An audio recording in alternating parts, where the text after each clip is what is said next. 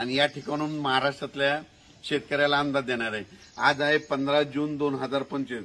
राज्यामध्ये आज 15, 16, 17, 18 दररोज वेगवेगळ्या भागात सरी येणार आहेत, म्हणून हा अंदाज लक्षात घ्यायचा।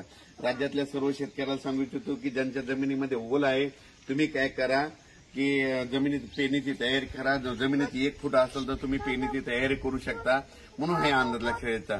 पण राज्यात सांगायचं झालं तर दररोजच वेगवेगळ्या भागात पाऊस चालू राहणार आहे, म्हणून हे अंदाज लक्षात घ्यायचा। सरी चालू राहणार आहेत, म्हणून सर्व शेतकऱ्यांनी सर्वदूर एखाद्या पाऊस पडणार नाही, पण भाग बदलत बऱ्याच ठिकाणी पाऊस चालूच राहणार आहे, म्हणून हा अंदाज लक्षात घ्यायचा। पूर्व विदर्भ, पश्चिम विदर्भ, दक्षिण महाराष्ट्र, उत्तर महाराष्ट्र, कोकणपट्टी, खानदेश, मराठवाडा या सगळ्या भागामध्ये वेगवेगळ्या भागामध्ये दररोजच पाऊस आहे।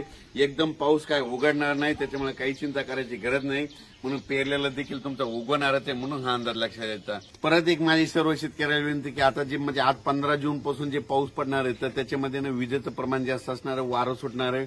माझी शेतकऱ्याला विनंती, विजा कडकडत असताना झाडाखाली थांबत जाऊ नका, आंब्याच्या झाडाखाली थांबत जाऊ नका, लिंबाच्या झाडाखाली थांबत जाऊ नका, नारळाच्या उंच झाडाखाली थांबत जाऊ नका, पाण्याच्या टाकीखाली थांबत जाऊ नका, मोबाईल टावरला हात लावून उभा राहू नका, लोखंडी पोलच्या बाजूला उभा राहू नका।